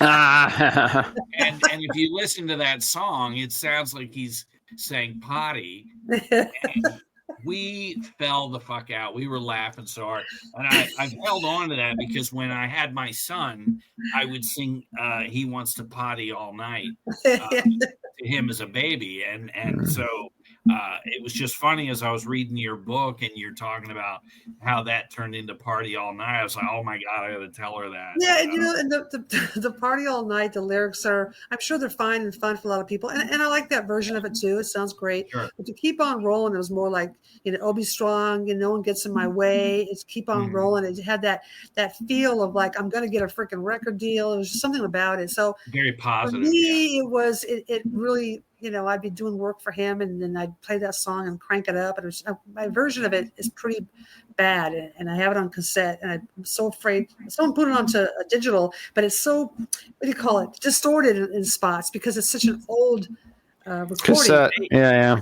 And so it's like, you could look into trying to, just for your own collection, have that digitally, but he's knowing him, he's saying this right now because he wants them. But go ahead, keep talking. Well, sure, exactly. No, but I mean, for her, you can release all those rare demos. It's funny. I've had people kind of wonder about that, and it's like there's that part of me that feels like, why am I hanging on to it? But there's another part of me that hears Kevin literally yelling in my ear, "Don't you dare!" Because the quality of it's so bad, and some of the songs are kind of silly. But they might be able to touch that up now. They have some crazy. Silky is a completist, so if he hears there's rare stuff out there, he has to get it, and that's what's going on right now. It's coming from a good place. Honestly, though, we did a on the launch party. Because it was 40-year anniversary. By the time the book came out, we decided, okay, well, we got the books like in December, and then the launch party was going to be in March. And it was a virtual launch party, a bunch of people, and we recorded it and put it all together. And we had, in the very end, it's got stuff and people talking, and in the background, I did give Mark that thing to play, so you kind of hear it in and out. That's cool. And that's totally fine. It's not like it's clear all the way through. Yes. Yeah. And honestly, all the rest of the stuff, the My Girl and all the other ones, some of the songs were just, I look at it now, I'm like, oh, good Lord. Like, even I'm like, oh, good Lord. and obviously didn't make it anywhere any further. And some of the songs, like I said, made it on future albums and done properly. But for you, if you don't give it to anyone, I can send you the digital one. I'll keep on. Oh, I would love to hear it. You just made his night. But Just so you can hear the original. Yeah, no. So Kevin was very direct to a fault, and I've known people like this where they don't have a filter. They say the first thing that comes out, and one thing you read in the book is, he was very direct. There's people that talk for her, or they add to her book with their own memories of Kevin, but he shortly after Condition Critical, he gets kicked out of his own band. Yeah. And that had to be tough. And so many other bands came in 84, 85, Van Halen breaks up. Personally, I got more into like the Ramones and Motorhead. So Metallica's coming along. So yeah. was that a power struggle between him and Frankie Banali, basically? Kevin unfortunately went to the dark side for a while. New friends, new drugs. And so when he, didn't show up and overslept, the band finally had it. And I didn't know what was going on because by this time I really wasn't connection with anybody too much anymore. It just, again, I got married and life moves on, and like I said, I wasn't a kid anymore. But what happened? Boy, I got all these messages left on my answer machine from Kevin. I'm like, oh God, what's going on? Right.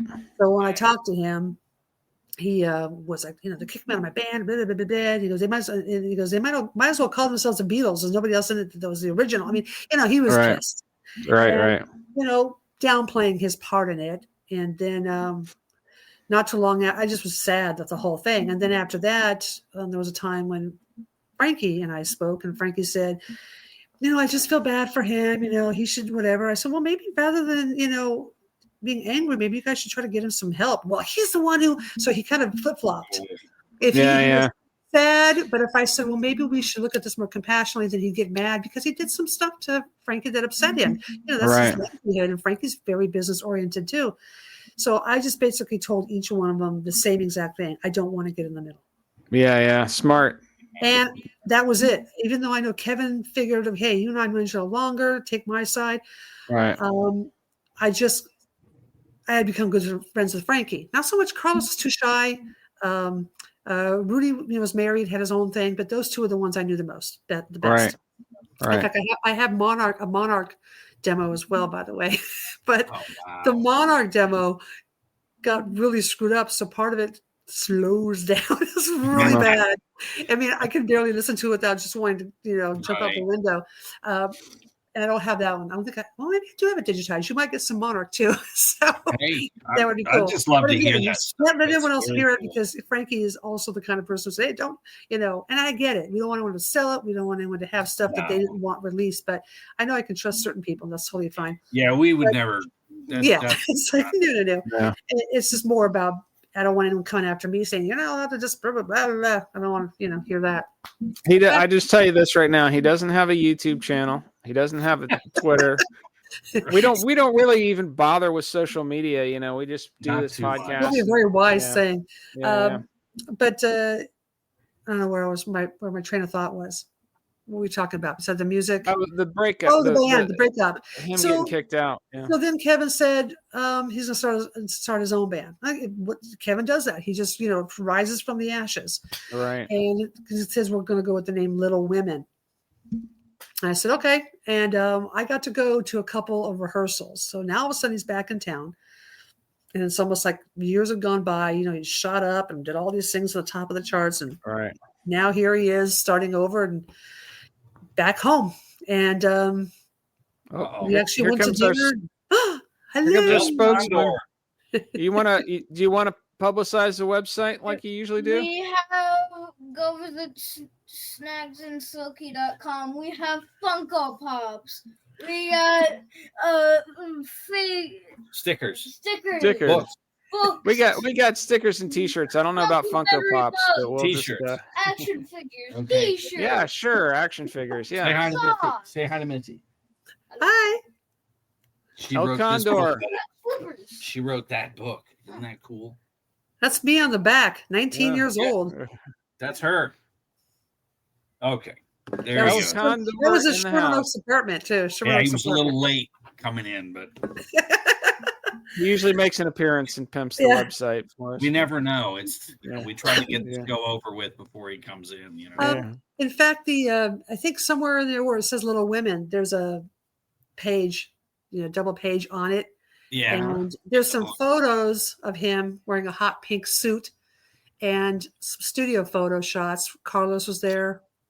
And in the background, it's a large photo of Kevin reading, and I'm standing there watching him read. That was me giving him the book Little Women and basically saying that, hey, I'll support you wherever you go. Yeah. Right. Yeah. So that's in the book too, that one photo. Someone captured that photo, which is one of my favorites. There's a great and a lot of my stuff's in boxes, but there's a great Quiet Riot documentary, and I think Randy's brother put it together. It might have been Ron Sobel. I'm not sure, but it's a really good documentary, and it just covers like a whole ton of stuff. But it was email or internet only to buy it, and Oh, that's interesting because I know that they did something and they worked on it for a long time because my ex, who also helped me with the fan club, Denny Anderson, he and I are still great friends. He lives down the street, and I know he worked on that with them, but it got shelved, I thought. So maybe something happened and a little piece of it got out it. later on. If I wish I had my stuff out, I would have it here and I'd show it to you. Yeah, because I know that they worked really hard on it. They interviewed a lot of guys from the bands back in the day, so I knew it was happening, and I saw pieces of it.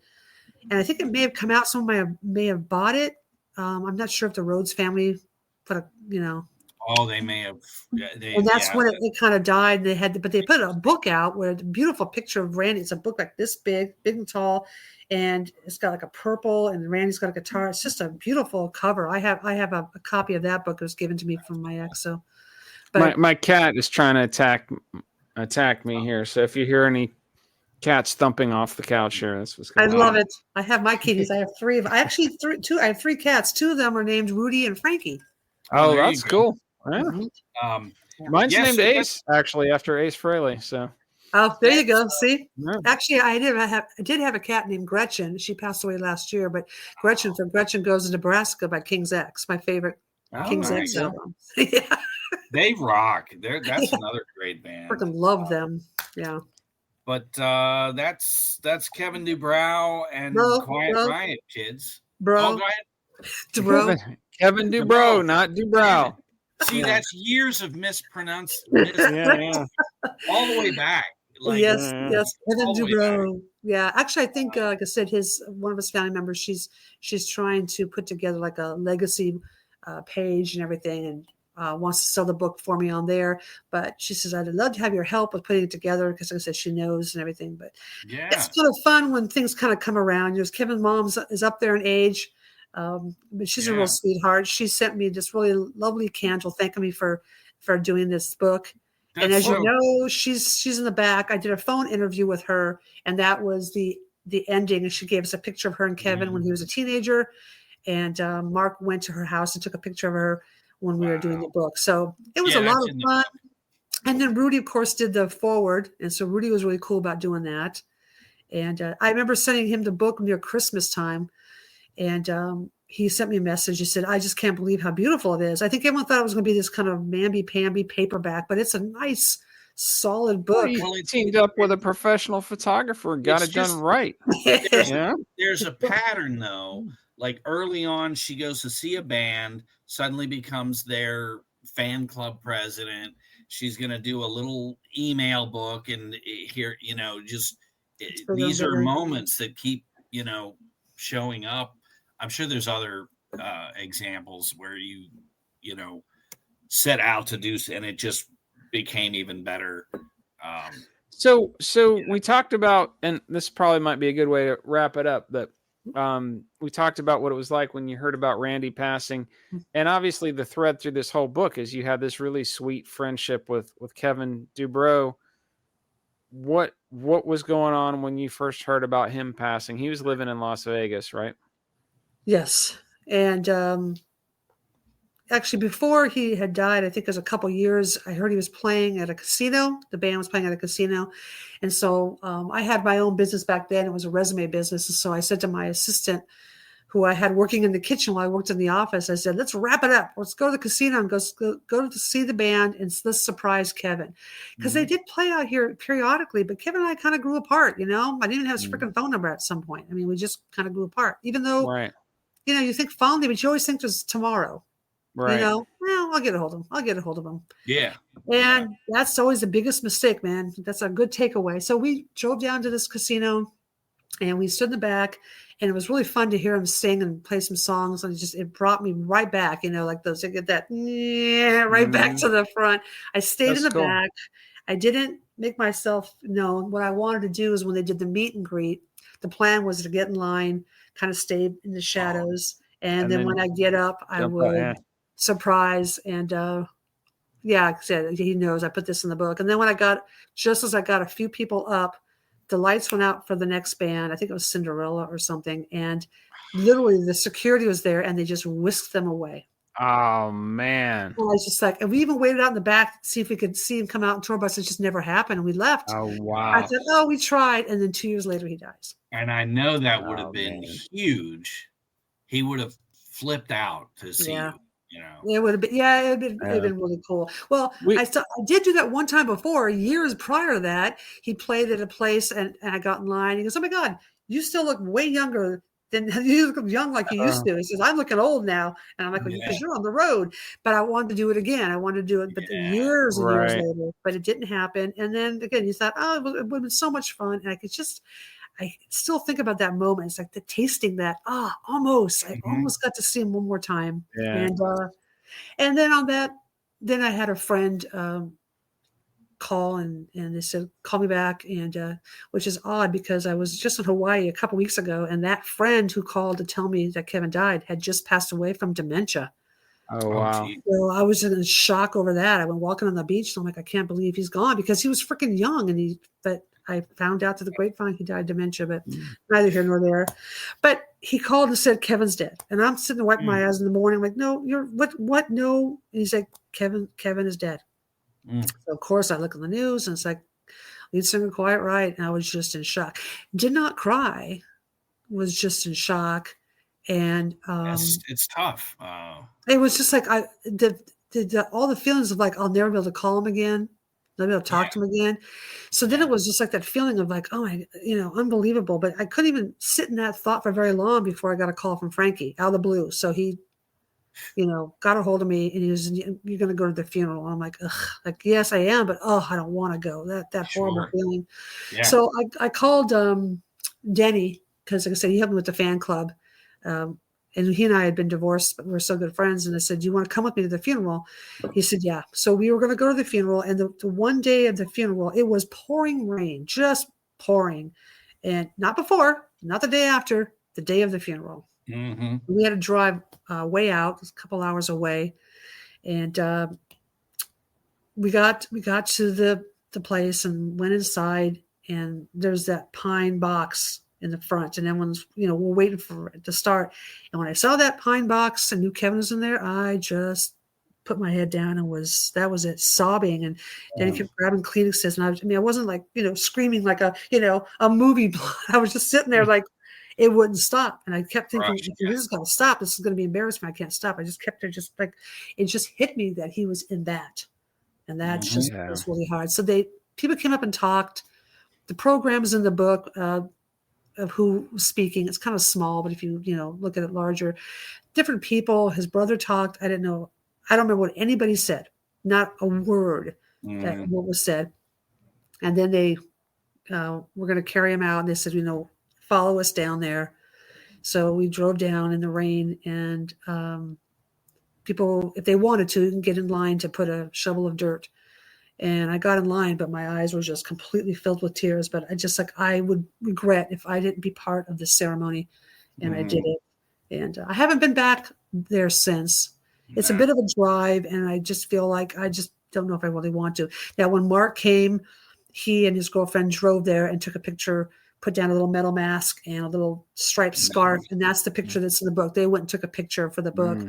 But I just, I don't know. I should get out there at some point. It's just you put the music on and have a milkshake. The book is there. I've got the book now. I feel really proud of that, and so I don't know. It's some chocolate milk and rock that mental health. There you go. I had to get through it with no alcohol and no drugs. I just had to get through it. So, and then right after that, I lost my voice, and I haven't had never had that happen before, and I've never had it happen since. I didn't even know you could literally lose your voice. So, I wrote to Frankie, and he's going through his grief. He lost his best friend. He lost his livelihood. Sure. And he wrote back, and I took a little excerpt of what he wrote in the book about, we always thought fondly of you, because I told him I was pissed off that he didn't keep in touch. I should have kept in touch too, but still I was mad. And he said, we always talked about you fondly, about how you guys were always the original, the OG. And he goes, just because he didn't reach out doesn't mean he didn't care. And so that was very comforting of Frankie to put that out there, even though he was going through a lot himself. Well, he didn't have to tell you that. That book, it's just such a good book. It covers so many moments, and you read it, and we were 10 years younger, but I remember saving up money to get that Mental Health album. Or I used to mow lawns and get all these tapes. I had so many tapes, we're just old metalheads, but that music was just everything. It really was. It was my whole life, and it never occurred to me they wouldn't make it big. Never occurred to me. Nowadays, you can't say that about a lot of bands, because now you can have a lot of fans, but there's so many bands and so much access that no one can really. It's really hard to stand out anymore. Yeah, it's like too many fish in the river. Way too much. So it was a special time. You couldn't email. Fan clubs meant something back then. They write to you and the fan club president, and they would trade demo tapes, and just so many things. But now it's not nearly as cool a commodity anymore. It's just okay. No, now some 12-year-old gets on YouTube and gets a bunch of followers, and it doesn't have to be talent. Put this way. I still have that feeling. Like, for instance, whenever Steven Wilson does something new, I will buy in advance. I will buy the box set. Right. I want the physical copy. You and Silky would get along great. He buys box sets every month. I try to be some new box set. But this is where we're going to be different, and I'm more different than you think. Right. I don't do it for everybody. It literally is just freaking Steven Wilson, and when I was in King's X phase, I have all of their things. I don't like to spread my love. That's why you're very monogamous. I'm noticing this. Yeah. Forget Motley Crue. Granted, there were two bands I did like back in the day that were local that didn't make it, but and I'm friends with the lead singer of one of them now and the drummer of the other. They're called A La Carte. Was a 3-piece band. They're freaking awesome, and I got to work with them later on when they kind of resurged for a while. Helped sell their CDs, and a band called Smile. And they Smile I've heard of. Who was in Smile? No, you might be thinking of the original name, a band that there was Brian a May band was called in. Smile in like 69 or 7. Brian May was in a band called Smile. This band Smile, they actually got signed to MCA Curb Records, but MCA Curb Records does not know how to sell a band. So I actually wrote to the band when they got it signed, said, look, I did the Quiet Riot fan club. I would love to help you out. And they actually contacted me, but then the album just died. But in terms of the lead singer now is retired, and he ended up having a career in being a carpenter on a road for different acts his whole life. That's what he ended up doing the whole life. Has a great voice, though. He still sounds like he did back in the day. But those are the other two bands. I wasn't in the Motley and all the rest of them. Those are the two bands I loved. But other than that, you're right. I only like my favorites, and I will put I'll see 5 concerts in a span of a few weeks if they're local. I'll go to Orange County. I'll go to LA. I'll go to for my band, but I won't go see Right. one of everybody. I might buy their albums, but I'm not going to spend my time and drive time and park time and money. Right. Oh yeah. I'm not doing it. No, It's got to be my I'm down favorite. in Florida, and I'm 2 hours from Tampa or 2 hours from See them West Palm all. Beach. Yeah. And you're like, Iron Maiden's coming next year, and I'm like, it's a lot of money. But, I did want to go see ELO. I know it's his final tour, and I love Jeff Lynne, but I don't know if I'm going to go. The prices of everything nowadays is just like, it gets it's crazy these days. It really is. And again, I don't like people anymore in the general sense because it's traffic, and you get to a point where you're like, I'll put on the great sound. I can sit on my comfortable couch and watch this band live on YouTube for free. What am I doing? The kitchen's right over there. Right. No parking involved. I guess that comes with age. But I will get off my ass. You're not going to get a DUI, walk into the bathroom. There you go. Well, she's not anyway. She'd just be drinking chocolate milk. So that's right. I'll get off. But they could raid the house trying to see what's in that chocolate milk. Only when King's X comes to town and Steven Wilson. Although I did see Porcupine Tree when they came out here. That was fantastic because that was his original band, Porcupine Tree. So I did go see them. But other than that, I won't waste my time. It's not worth it to me anymore. No.